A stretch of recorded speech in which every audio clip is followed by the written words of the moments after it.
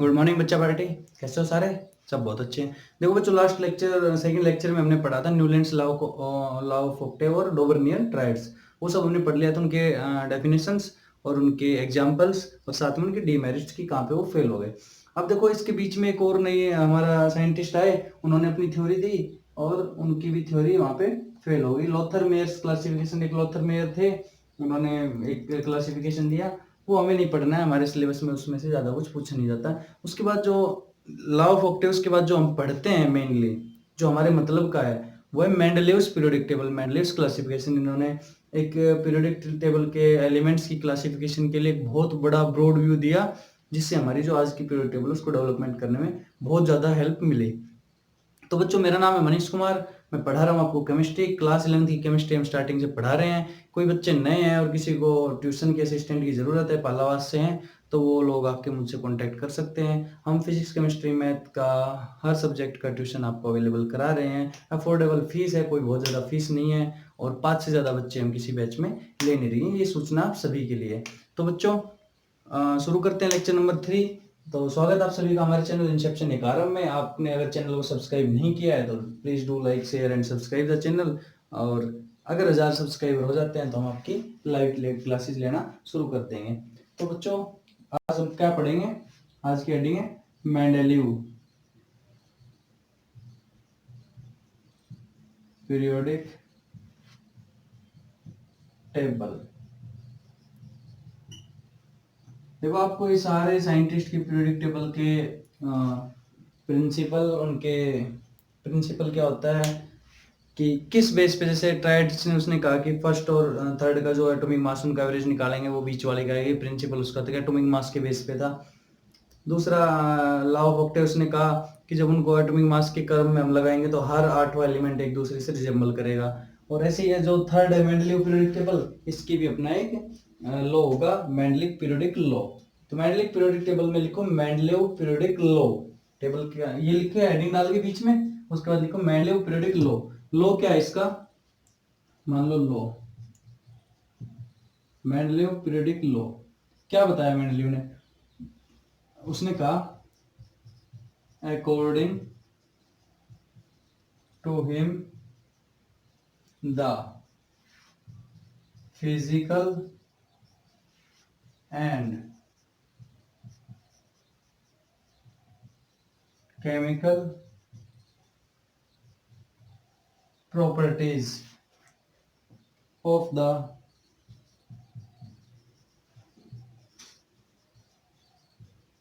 elements are a periodic function of their atomic masses। बच्चों, ये लाइनें आपको याद होनी चाहिए। मैं उम्मीद करता हूँ 10th क्लास में आपने याद कर ली होगी। अगर आपने 10th में याद नहीं किए किसी वजह से, तो आप अभी 11th में इसको, इस लाइन को बिल्कुल अच्छे से याद कर लीजिएगा। इसके बाद लिखो और उसमें पॉइंट्स लिखो। पहला पहला पॉइंट डाल के, ही arranged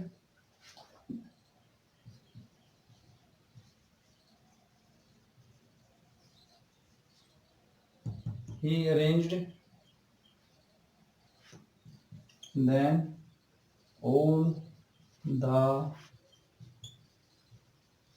known elements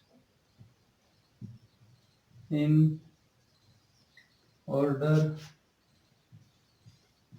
of their, किसके ऑर्डर में है? देखो ला क्या कह रहा है, एटॉमिक मास, तो किसके ऑर्डर में अरेंज किया उसने? Increasing order of their atomic masses. Considering, साथ में उसने क्या कंसिडर किया? कंसिडरिंग द फैक्ट दैट, एक बार लिख लो, नोट्स बना लो, फिर समझाता हूँ। Elements with similar properties should fall in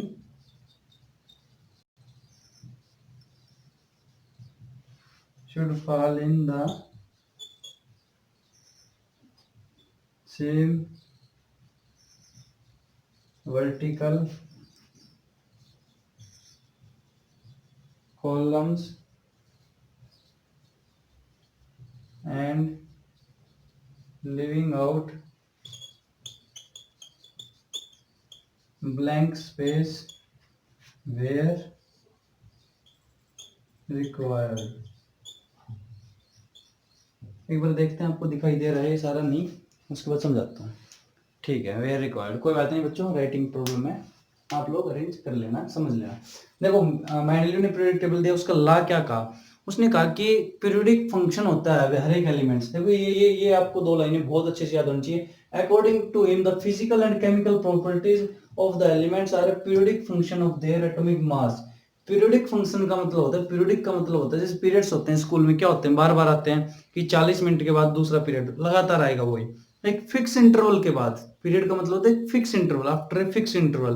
तो पीरियडिक फंक्शन होता है मतलब एक फिक्स्ड इंटरवल के बाद फिजिकल और केमिकल प्रॉपर्टीज क्या होती है, एटॉमिक मास के पीरियडिक फंक्शन होती है कि जैसे जैसे एटॉमिक मास बदलेगा ये भी चेंज हो जाएगी उसी रिस्पेक्ट में, यही होता है पीरियोडिक फंक्शन। तो ये दोनों लाइन आपको ढंग से याद होनी चाहिए कि according to him the physical and chemical properties of the elements are a periodic function of their atomic mass. कि physical chemical properties atomic mass का पीरियोडिक फंक्शन है, जैसे मास चेंज होगा ऐसे फिजिकल और केमिकल प्रॉपर्टी उसी respect में change होती चली जाएगी। ये उसका ला था। तो उसने क्या किया, ये लॉ बना के उसने किया क्या एक्चुअली, उसने सारे एलिमेंट जितने भी एलिमेंट्स नोन थे उस टाइम तक उनको अरेंज किया। उनको अरेंज किया किसके हिसाब से, फैक्ट मतलब क्या सोच के अरेंज किया, किस सीक्वेंस में अरेंज किया कि सारी जो भी प्रॉपर्टीज है वो कॉलम्स में अरेंज किया। उसने कॉलम्स बनाए, मैं अभी बना के दिखाता हूँ, और उसमें उसने सारे एलिमेंट्स डाले और इस तरह से अरेंज किया कि सारे वर्टिकल कॉलम में एक दूसरे से सिमिलर प्रॉपर्टी रखने वाले एलिमेंट्स एक दूसरे के नीचे आ जाए। कॉलम होते हैं ये खड़ी रो, और रो होती है ऐसे वाली। मान लो ऐसा कुछ है हमारा, ये बॉक्स है, तो एक दो तीन, तीन कॉलम है, और रो कितनी है, एक दो तीन चार पांच, पांच रो है। तो ये होता है, उसने कहा कि इस तरह से अरेंज करो कि एक कॉलम में सारे फिजिकल और केमिकल सेम प्रॉपर्टी वाले एक कॉलम में आ जाए। और लो क्या था कि physical chemical property atomic mass का पीरियोडिक फंक्शन, मतलब उसने एटॉमिक मास के हिसाब से एलिमेंट्स को अरेंज किया, कहने का मतलब ये है। अब देखो इसकी एग्जांपल उसने क्या किया, कैसे किया, उससे पहले उसकी थोड़ी सी मेरिट्स देख लेंगे कि इसने ऐसा क्या था कि जो दूसरी पीरियोडिक टेबल्स में नहीं था और जिससे हमें बहुत ज्यादा फायदा हुआ आगे अपनी स्टडीज को कंटिन्यू करने में। तो लिखेंगे merits of Mendeleev's periodic table, merits या फिर एडवांटेज। ठीक है भाई। अब बच्चों हंसते रहा करो, पढ़ते रहा करो, ऐसे कैसे बैठ जाते हो, बोर हो गए, नहीं बोर नहीं होना। लिखो मेरिट्स ऑफ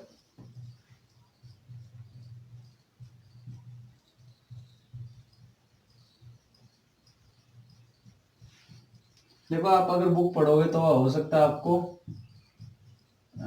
मेंडलीव की स्पेलिंग गलत मिल जाए, लीफ आ जाएगा कहीं, लीफ, कोई बात नहीं, आप what ever you can use, लेकिन सही यूज करना। कभी इसका कुछ उठा लो उसका कुछ, या तो मेंडलीव्स करना या मेंडलीव करना, जो भी आपको जहां से मिले सही स्पेलिंग यूज करना है।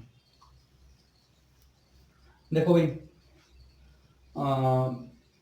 क्या लिखोगे मेरिट्स में, मेरिट्स का क्या मतलब होता है, मेरिट्स का मतलब होता है कि किसी भी चीज का जो आई है हमारी मार्केट में, से पूछा कि टीवी की मेरिट्स बताओ भाई, तो टीवी की मेरिट्स है भाई मनोरंजन का साधन है, बहुत अच्छा, न्यूज़ देख सकते हैं, टाइम पास कर सकते हैं, इन्फॉर्मेशन ले सकते हैं, पढ़ाई भी कर सकते हैं, आजकल हम अपडेटेड रहते हैं लोगों से, साइंस टेक्नोलॉजी के बारे में पता चलता है। ये मेरिट्स हो गए। डीमेरिट्स क्या है कि कितना ही टाइम वेस्ट करा लो, फालतू चीजें दिखा लो, कार्टून देख लो, फिल्में देख लो, सीरियल देख लो, और गेम खेल लो, टीवी में होते हैं गेम।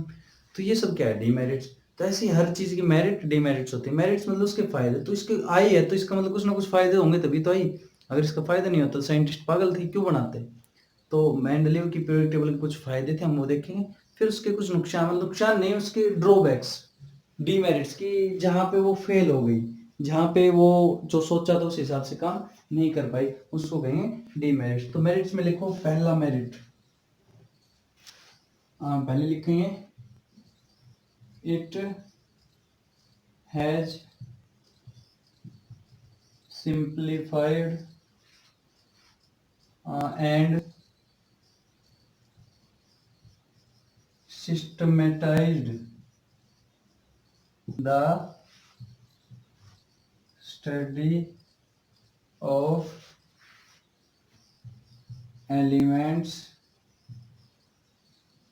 And there compounds. पहली बात हो गई, ठीक है भाई। क्या किया इसने, एलिमेंट्स थे और उनके कंपाउंड्स थे, ऑक्साइड्स, हाइड्रोक्साइड्स, उनका एक सिस्टमेटिक तरीके से अरेंज कर दिया ताकि उनको अच्छे से उनकी पढ़ाई हो सके, उनके बारे में हम जान सके। मान लो कोई भी चीज एक सिस्टम से लगाई जाए तो ढूंढना पड़े, कुछ सारी बुक्स लगा दी हमने लाइन में कि physics, chemistry, math, bio, English, एक तो सिस्टम से लगा दिया। हमें फिजिक्स की चाहिए तो हम यहाँ डाल के निकाल लेंगे, ऐसे एक ऐसे मिक्स करके रख दिया, जो भी चाहिए सारियों को ढूंढो। तो इसने क्या किया, इनको सारे को अलग अलग कर दिया कि भाई ये हमारे हेलोजन होंगे, नोबल गैस होगी, ये मेटल्स होंगे, नॉन मेटल। इस तरह से इसने कोशिश की करने की उनकी फिजिकल और केमिकल प्रॉपर्टीज के हिसाब से, सिंप्लीफाई कर दिया उनकी स्टडी को। दूसरा देखो, it has helped in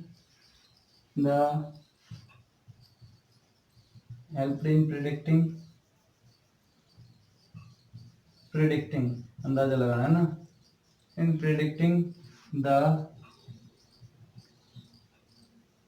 discovery of new elements on the basis of the blank space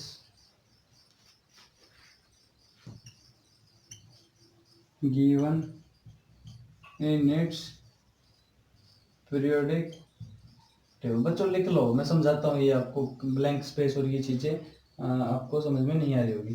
देखो क्या हुआ था, मेंडलीव ने जब पीरियोडिक टेबल बनाई तो किसके हिसाब से बनाई, मेंडलीव की जो पीरियोडिक टेबल थी वो उसने बनाई थी एटॉमिक मास के हिसाब से, ठीक है भाई, मास के हिसाब से बनाई।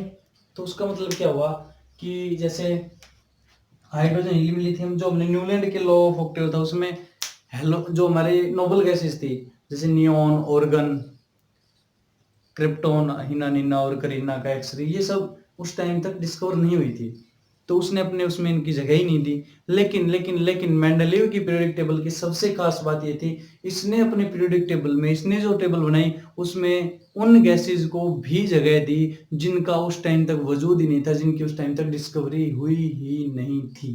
ये मेंडलीव की पीरियोडिक टेबल की मेरिट थी। आपने 10th क्लास में ये सब चीजें बहुत ही अच्छे से पढ़ ली होगी, मेंडलीव की पीरियोडिक टेबल पढ़ी होगी, कैसे एक्का एल्यूमिनियम, एक्का बोरोन इसने बताए थे कि क्या होते हैं क्या नहीं होते हैं, ठीक है भाई। तो ये मेंडलीव की पीरियोडिक टेबल थी। उसके अलावा एक और लिख लो, इसकी कैरेक्टरिस्टिक्स, फीचर्स क्या लिखोगे, Mendeleev predicted the Mendeleev predicted the properties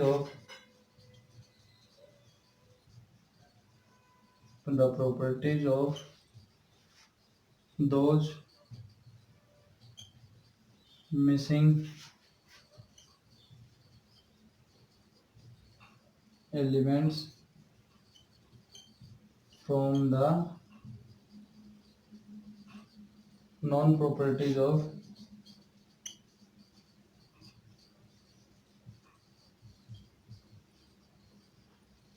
other elements in the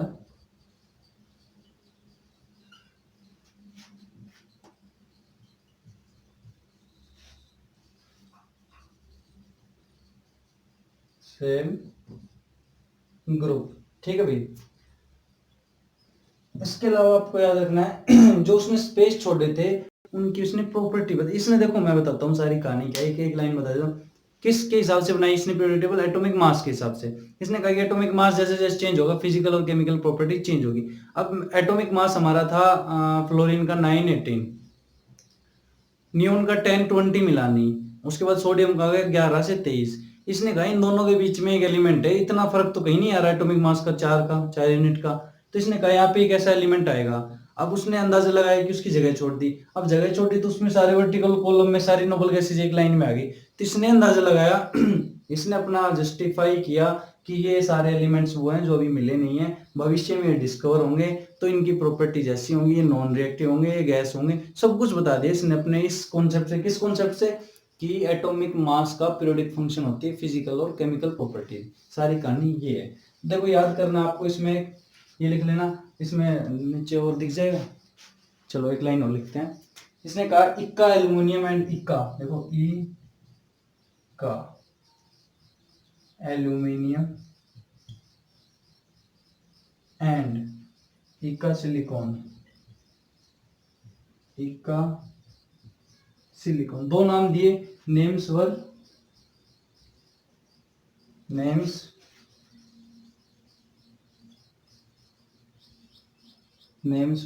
given, जो देखो उस टाइम तक नहीं मिले थे, फॉर गैलियम एंड जर्मेनियम।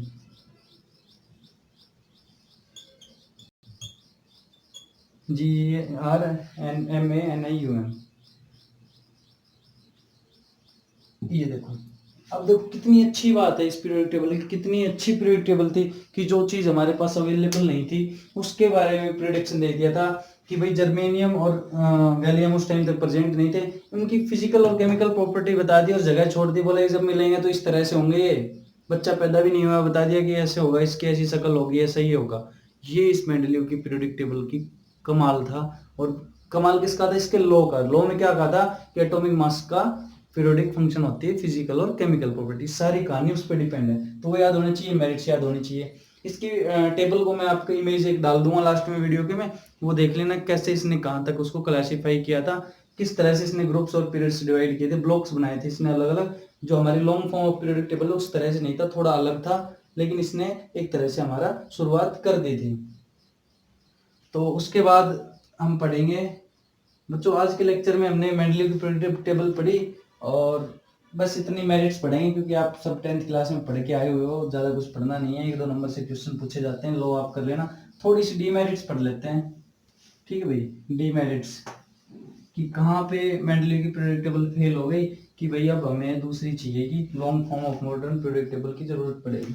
अब लिखो डीमेरिट्स। डीमेरिट्स किसकी? मेंडलीव पीरियोडिक टेबल की लिख लेना आप लोग। पहले लिखो, सबसे पहली जो आज भी है एक तरह से, आज डीमेरिट्स नहीं है लेकिन आज भी वो कहानी एज इट इज है, position of hydrogen.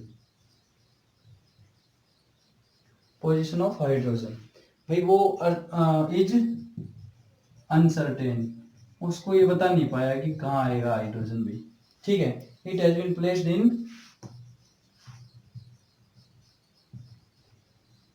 it has been placed in 1A and 7A। इसने अलग अलग डिवाइड किए थे अपने, जब आप इमेज देखना कैसे इसने ग्रुप्स बनाए थे, 1A और 7A दो जगह पे इसने प्लेस किया उसको, बिकॉज ऑफ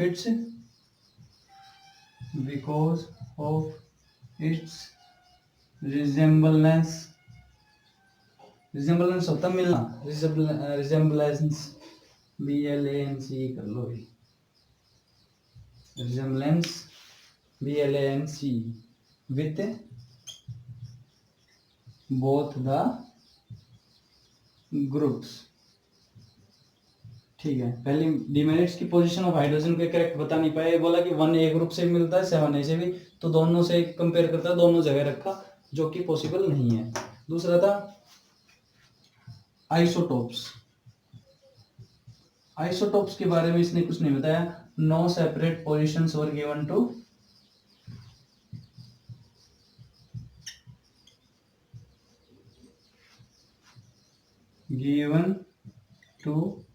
आइसोटोप्स। इसने आइसोटोप्स को कोई सेपरेट पोजीशन नहीं दी। सेपरेट पोजीशन का मतलब कि आइसोटोप्स को भी इसने जनरल एलिमेंट की तरह ही ट्रीट किया, कि आइसोटोप्स भी ऐसे ही होते हैं जैसे हमारे अदर एलिमेंट्स हैं, ठीक है भाई। आगे देखो third, anomalous position of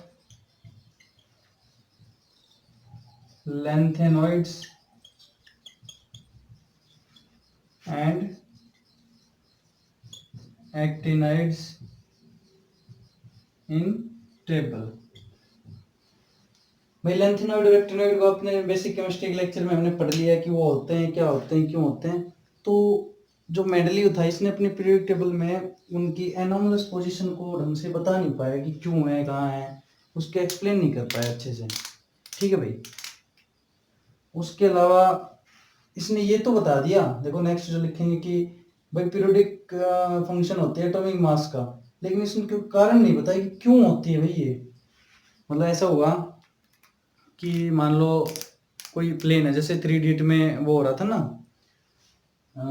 3 idiot में आमिर खान जो प्लेन उड़ाता है, तो जो जिसने बनाया था उसने बना तो दिया लेकिन उड़ाना नहीं आ रहा था। आमिर खान ने बनाया नहीं लेकिन उड़ाना आ रहा था। तो वो जो पहला बंदा जिसने बनाया था उसने ये तो कह दिया कि ये बन गया और ये उड़ेगा, लेकिन उसे ये नहीं पता था क्यों उड़ रहा है, इसके पीछे की साइंस क्या है। ऐसे ही यहाँ पे मेंडलीव ने कोज ऑफ पीरियोडिसिटी के बारे में नहीं बताया कि भाई क्यों हो रही है ये। तो फोर्थ लिखोगे, फोर्थ पॉइंट हम लिखेंगे। फोर्थ पॉइंट क्या लिखेंगे? इट डिड नॉट एक्सप्लेन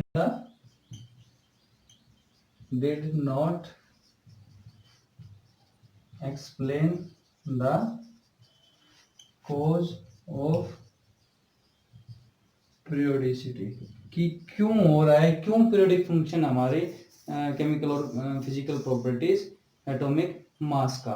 उसके अलावा कुछ एक आप डीमेरिट्स में 4 डीमेरिट्स लिख लो, लेकिन देखो तो हुआ क्या कि मेंडलीव की जो पीरियोडिक टेबल है इसने एटॉमिक मास की पीरियोडिक फंक्शन के हिसाब से, तो जब डी ब्लॉक एलिमेंट्स पढ़े तो वहां पे क्या हुआ, काफी के अंदर मास का इंक्रीज का जो ट्रेंड था वो चेंज हो गया। उसको एक्सप्लेन नहीं कर पाया कि किस तरह से मास हमारा, मान लो आर्गन है उसका 39.94 है, वो क्रिप्टो जो हमारा पोटेशियम है 39.08 है। देखो पोटेशियम का होता है 39.08 और आर्गन का है 39.94। ठीक है भाई। और उसके अलावा देखो एक और एग्जांपल हम देखेंगे। इसने ये नहीं बताया कि जो ये वाला आर्गन है ये पोटेशियम से पहले क्यों होता है। आर्गन का कितना होता है एटॉमिक नंबर? नहीं, हाँ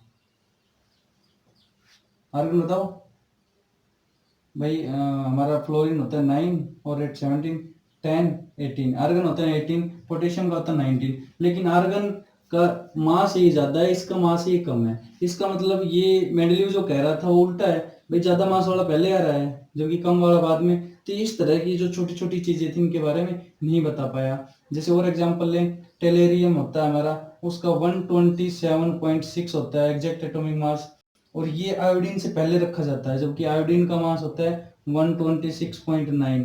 तो ये ज्यादा, ये पहले आना चाहिए लेकिन एक्चुअल में ये पीरियोडिक टेबल में पहला है। तो ये कुछ एक हमारे ऐसे एग्जांपल थे जिनको एक्सेप्शनल केस थे जिनको मेंडलीव अच्छे से एक्सप्लेन नहीं कर पाया, और इसके कारण इसकी डिमेरिट्स हो गई और फिर एक नई टेबल की जरूरत पड़ी।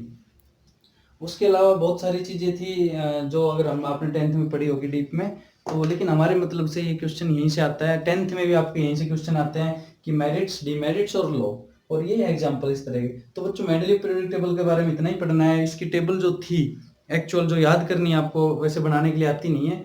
ये मेरिट्स, डिमेरिट्स और लॉ आता है, वो मैं एक इमेज डाल के इस वीडियो के लास्ट में डाल दूंगा, वो आप देख के अपनी नोटबुक में बना लेना।